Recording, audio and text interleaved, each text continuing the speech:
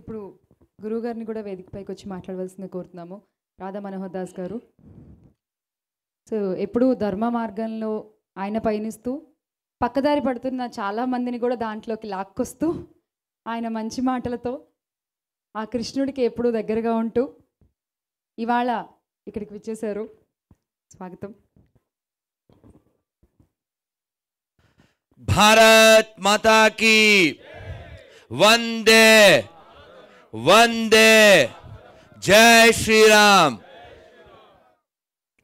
సినిమాలు చూడడమే మానేసాం మేము, కానీ సినిమా హాల్లోకి రావడం కూడా మానేసాం. కానీ సినిమా వాళ్ళతో ఫంక్షన్ అంటే టెన్షన్గా ఉంది. ఇప్పుడు మా గుండె చప్పుడు ఏమిటంటే మా ఏటగారు పరిగెత్తిచ్చిన గుర్రాల డెక్కల చప్పుడే చాలా ఉద్విగ్నత కలిగించింది, చాలా బాధ కూడా కలిగించింది. ఆ బాధని వ్యక్తం చేసిన వాళ్ళల్లో మన అనసూయ గారి భారతి భారతి ఉయ్యాలో అద్భుతంగా అదే తిరుగుతుంది చెవుల్లో. ఏటగారు ఇంకా ఇందాక ఆ సార్ చెప్పినట్టు వేటాడేశారు. గుడు నారాయణ రెడ్డి గారు ఎప్పటి నుంచో ఫోన్ చేస్తున్నారు. ఈ డేటు అటు ఇటు అయినప్పటికీ కూడా మాకు ఇబ్బంది లేకుండా మాకు కుదిరినప్పుడే అయింది. వారెంతో అభిమానంతో ఈ వేడుకకి ఈ వేదికకి పిలిచినందుకు చాలా ఆనందం. ఇంతమంది పాత్రికేయ మిత్రులు, మన సినీ ప్రముఖులు, ముఖ్యంగా రాఘవేంద్రరావు గారు, వారిని చూడగానే ఆ ఎక్సైట్మెంటు మాకైతే అన్నమయ్య కనపడ్డాడు. ఎందుకంటే అన్నమయ్య సినిమా నా ఆఖరి సినిమా ఓడియన్ థియేటర్ సినిమా హాల్లో. మళ్ళీ వారిని ఇక్కడ కలవడం, ఆ భావాలు మళ్ళీ పంచుకోవడం. అయితే ఈ సినిమా విషయంలో అన్నీ చాలా అద్భుతంగా మఖన్జీ మెయిన్ విలన.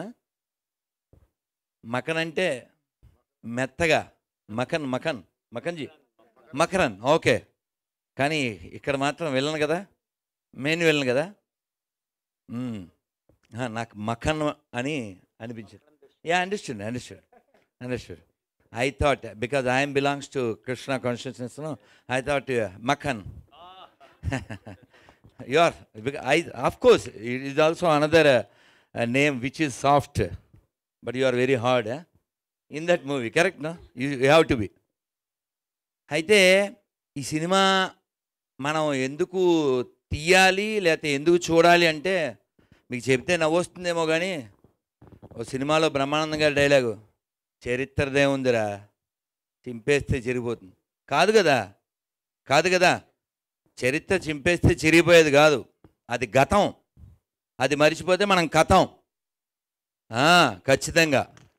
అందుకని గతాన్ని మరిచిపోయిన వాడికి భవిష్యత్తు ఉండదు. ఇది జరిగింది, ఎప్పుడో జరిగింది కాదు, ఎప్పుడో జరిగిందని మనం వింటున్న ఎన్నో మనం నమ్ముతున్నాం. రామాయణం కావచ్చు, మరొకటి కావచ్చు, ఎన్నిటికో సాక్ష్యాలు ఉన్నాయి. కానీ ఇది మొన్నే, ఇంకా 100 ఏళ్ళు కూడా కాలే, కొన్ని వేల మంది మాన ప్రాణాలు తీసిన ట్యాగ్లైన్లో రాశారు కదా, హైదరాబాద్ నిశ్శబ్ద మారణ హోమం. ఎందుకు ఇలాంటి సినిమాలు తీయాలి? ఎందుకంటే ఇలాంటివి మళ్ళీ జరగకుండా ఉండడం కోసం. 2023లో కాశ్మీర్ ఫైల్స్, కేరళ ఫైల్స్, ఇప్పుడు 24లో రజాకార్. ఇలాంటి సినిమాలు ఎందుకు వస్తున్నాయి? గతంలో జరిగినాయి, ఎందుకు రావాలి? ఇలాంటి గతాలు మళ్ళీ పునరావృతం కాకూడదు కాబట్టి. Are you agree? జై శ్రీరామ్. జై శ్రీరామ్. కాబట్టి ఇంత సాహసం చేసి ఈ సినిమా తీసినటువంటి గుడు నారాయణ రెడ్డి గారు చాలా అభినందనీయులు. ఎందుకంటే ఎవరైనా అందులో ఫస్ట్ మూవీ, ఇలాంటి దాంట్లో ఎవరు అడుగు పెట్టరు, కమర్షియల్గా వెళ్తారు. కానీ చరిత్రని అందించవలసిన బాధ్యత కలిగినటువంటి గుడు నారాయణ రెడ్డి గారు చాలా గొప్ప పని చేశారు. ఎందుకంటే ఇందాక మన ఏట సత్యనారాయణ గారు చెప్పినట్లు ఇక్కడ పూరుగుడిసెలు ఉండే, ఇప్పుడు ఇంత థియేటర్ అయింది. మనం అదే కొనసాగుంటే, వాళ్ళ పాలనే కొనసాగుంటే ఏముంటుంది? అందుకని ఇదో తుర్కిస్తాన్గా, పాకిస్తాన్లో భాగంగా చాలా ప్లాన్లు చేశారు. కానీ అందులో ఒక అత్యద్భుతమైన డైలాగు పటేల్ గారిది, హైదరాబాద్ని మరో కాశ్మీర్ కానివ్వను కదా. మనం ఎవరెవరైనా ఒక్క మగాడు అంటాం కదా, మన దేశానికైతే ఆయన ఒక్క మగాడు. ఆయన లేకపోతే ఇన్ని వందల సంస్థానాలు ఏకమయ్యే కాదు. కాబట్టి మనం ఎవరిని ద్వేషించట్లేదు. ఇప్పటికి కూడా 10-12 ఏళ్ల క్రితమే ఓ పెద్ద మనిషి ఇప్పటికీ ఎమ్మెల్యేగా ఉన్నాడు. ఆయన అన్నాడు 15 నిమిషాలు టైం ఇస్తే హిందువుల్లో 100 కోట్ల మందిని వేసేస్తానని. చాలా దురదృష్టకరం. ఎందుకంటే అది రజాకార్ భావజాలం. We are not against any persons or we are not against any religions, కానీ but we are against that kind of mentality. Razakar mentality ఏం మెంటాలిటీ?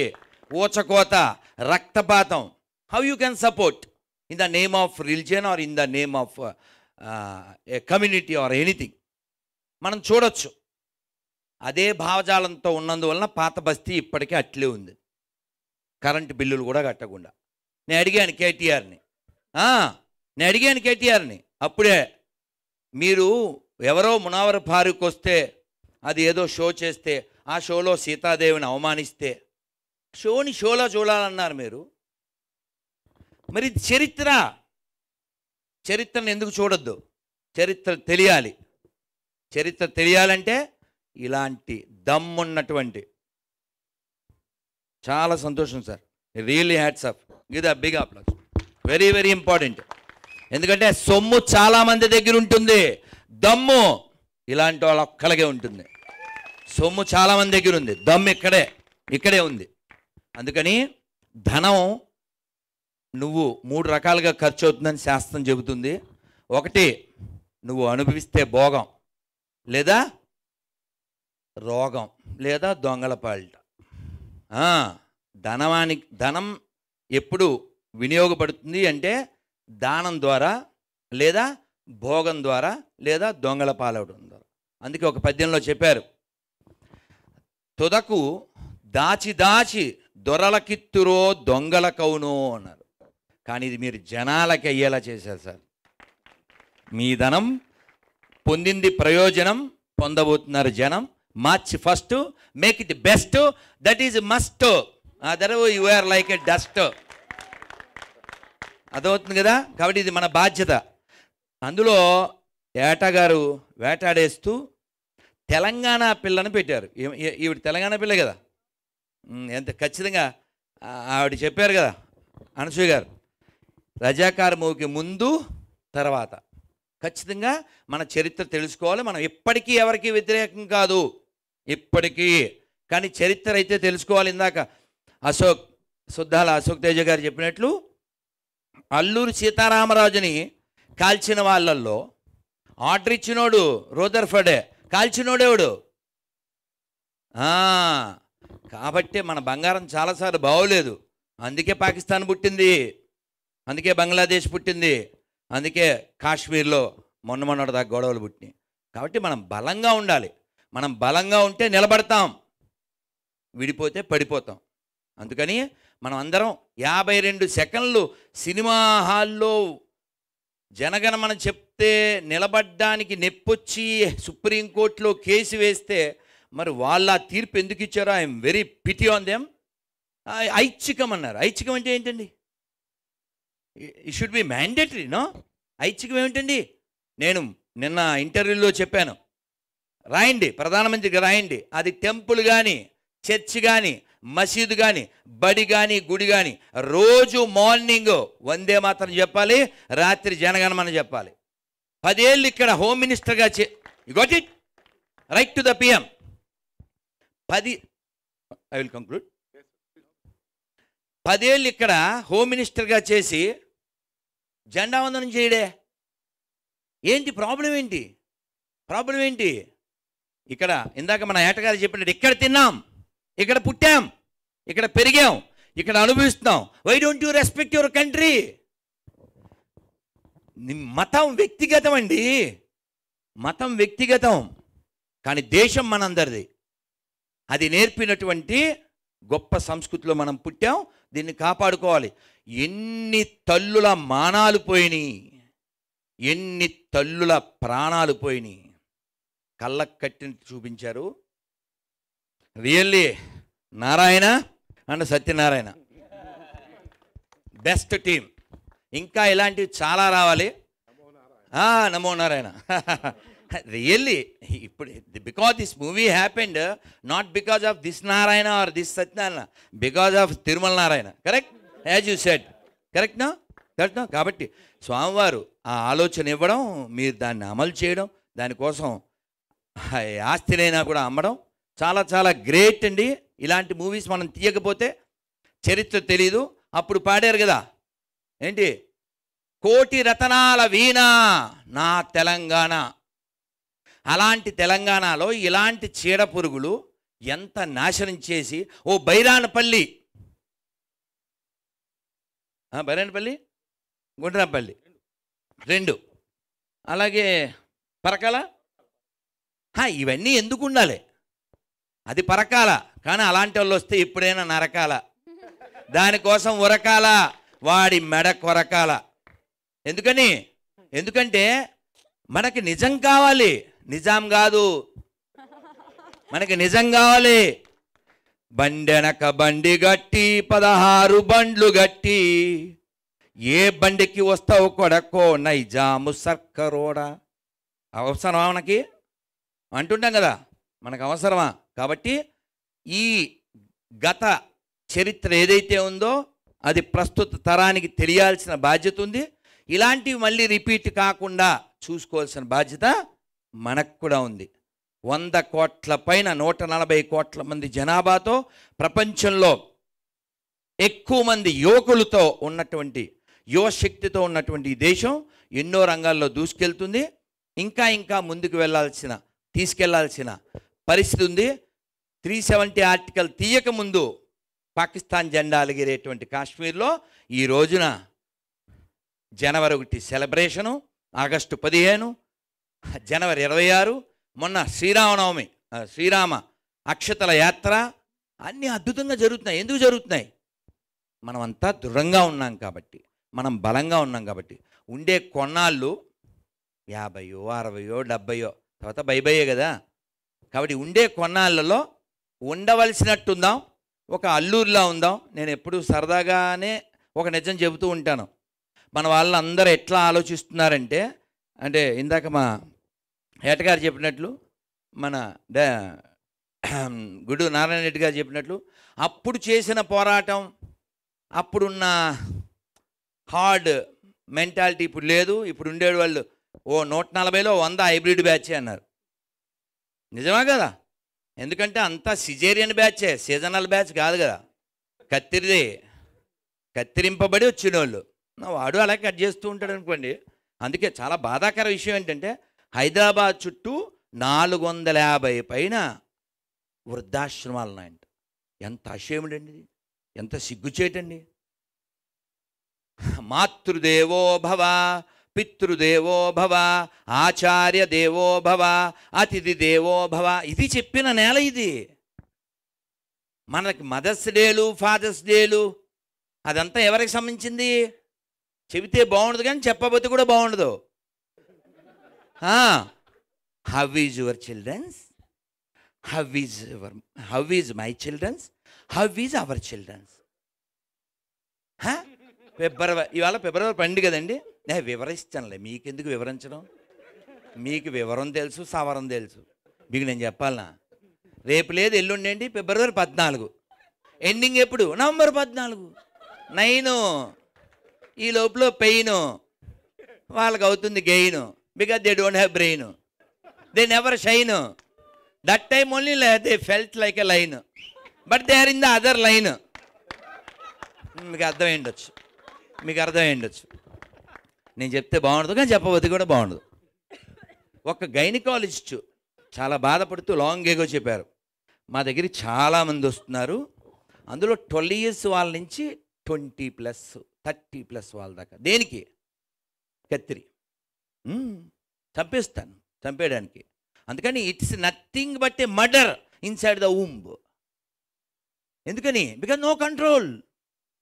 సీతాదేవికి ఆఫర్ ఇచ్చాడు లోఫర్ గాడు, అందుకే తగలాడుతున్నాం ఇప్పుడు కూడా.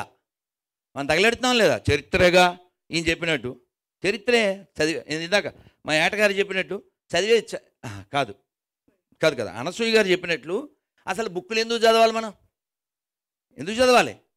అక్కర్లేదు కదా. కాదు, కావాలి. ఎందుకంటే అది గతం, అలా మళ్ళీ రిపీట్ అవ్వకుండా. అందుకని మనకి చరిత్ర తెలియాలి, తెలుసుకోవాలి. అందుకని అది చింపితే చెరిగిపోద్ది. ఈ డైలాగులు ఫన్నకి పనికి వస్తుంది, గన్న ఎత్తినప్పుడు పనికిరాదు. వాళ్ళంతా గన్నలు ఎత్తారుగా. కాబట్టి మన పూర్వీకులకి గుండె నిబ్బరం ఉంది, ధైర్యం ఉంది, స్థైర్యం ఉంది. ఈ సినిమాలో ట్రైలర్లో మనం ఒకటి చూసాం, గాజుల శబ్దం వినపడకూడదు, కాషాయం కనబడకూడదు. అంతేనా? ఓంకారం వినపడకూడదు, కాషాయం కనబడకూడదు. ఇది వాళ్ళ దృష్టి. అందుకే ఇప్పుడు పాకిస్తాన్ ఎత్తుకుంటుంది ముష్టి. రాసుకో, కలితే రాసుకో. ఎవరి నాశనాన్ని కోరుకున్నారు వాళ్ళు? మనం ఎదుగుతున్నాం బుల్లెట్ ట్రైన్ వేసుకుంటూ, బుల్లెట్ లాగా. వాడు అడుక్కు తింటున్నారు. టీలో కూడా పంచదార తక్కువ వేసుకోమని వాడు మంత్రి చెప్తున్నాడు. అందుకని ఇంకోటి చెడు కోరిన వాడు ఎప్పుడు చెరపకురా. కాబట్టి మనం నిజాం విషయంలో నిజం తెలుసుకుందాం. వాడేదో ఒక మతానికి సంబంధించిన వాడని మాట్లాడద్దండి. రావణాసురుడు ఆ మాటకు వస్తే మరి మావాడు అలా అంటాడు ఎవడైనా, అనందినేవాడు ఎవడైనా. ఆ మాటకు వస్తే పూజ చేసే బ్రాహ్మణులు ఎవ్వరు వాడిని సపోర్ట్ చేయరు. రావణాసురుని వేసేసిన రాముడినే పూజ చేస్తున్నారు. అవునా కాదా? రాముడు క్షత్రియుడు, రాసినవాడు ఎస్టీ, వీళ్ళనేమో ఎవరు అర్థం చేసుకోరు. అర్థం చేసుకుందాం, లేదా అర్థమైందా అని అడుగుదాం. అలా కాకపోతే మనం అర్థమైపోతాం, గుర్తుపెట్టుకోండి. అంటే ముక్కలు అయిపోతాం. ఇప్పటికి అయింది చాలు. ఎంత పెద్ద దేశం తెలుసా ఇది?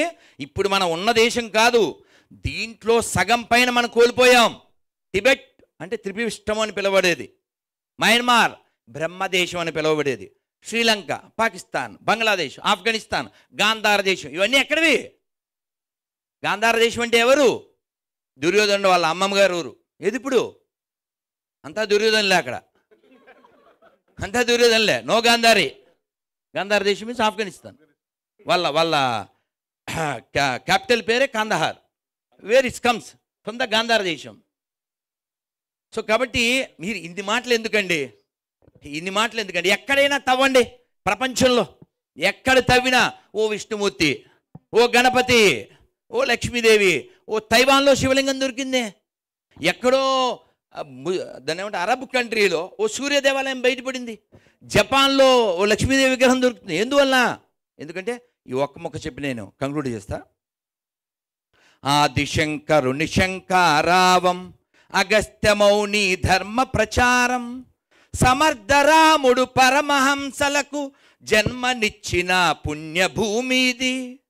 సమర్థరాముడు పరమహంసలకు జన్మనిచ్చిన పుణ్యభూమిది. ప్రపంచ సభలో గర్జన చేసిన భారతవాణి నాదనవోయ్. ప్రపంచ సభలో గర్జన చేసిన భారతవాణి నాదనవోయ్. ఆ వివేకవాణి నాదనవోయ్.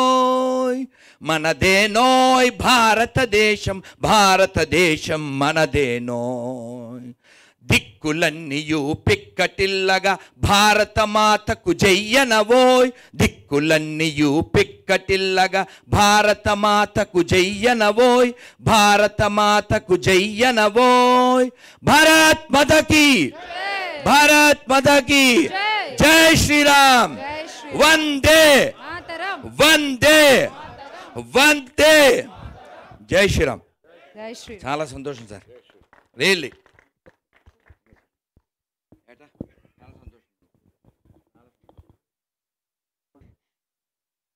ఇప్పుడు Q&A స్టార్ట్ చేసేద్దాము. సో ప్లీజ్ శ్యామల ఒక్క మాట, నేను ఈ ఎమోషన్లో ప్రమోషన్ మర్చిపోయాను. అమ్మ ఆవిడ తెలుగు వచ్చుగా మీకు? అచ్చ తెలుగు మొల్ల. నేను రాఘవేంద్రరావు గారితో చెప్పిన మాట ఈ లోపల పిలిచేసింది మా శ్యామల, బజే శ్యామల. అందుకని వచ్చేసాను. ఆయనకి ఆ కార్డు ఇచ్చి, సరే వెనకాల నా నెంబర్ ఉంది, అది వేరే కథ, ఈ పిక్చరు కవిత్రి మొల్ల అనగానే వారు ద్విపద కావ్యం రాశారు కదా అన్నారు. మేము మాట్లాడుకుంటున్నాం. అప్పట్లో వాణిశ్రీ గారు నటించారు. నేను వారితో చెప్పబోయిన ఇంతలో శ్యామల అడ్డం పడిపోయింది. అందుకని ఇప్పుడు డైరెక్ట్ చెప్పేస్తున్నా పాత్రికేయులకి అందరికీను. ఆ పాత్రలో మన అనసూయ గారు ఆ సినిమా రాఘవేంద్రరావు గారు తీస్తే ఈ లోకానికి తెలియాలి ఎంత గొప్ప తల్లులు పుట్టిన నేల ఇది, ఎంతమంది మహానుభావులు పుట్టిన నేల ఇది. ఎందుకంటే రంగమ్మత్తే కాదు, ఆవిడ ఇది కూడా చేయగలరు. సమ్మా చాలా సంతోషం, వెరీ హ్యాపీ సార్. అది ఎవరైనా డైరెక్ట్ చేయండి, కానీ సినిమా అయితే తీయాలి. చాలా సంతోషం.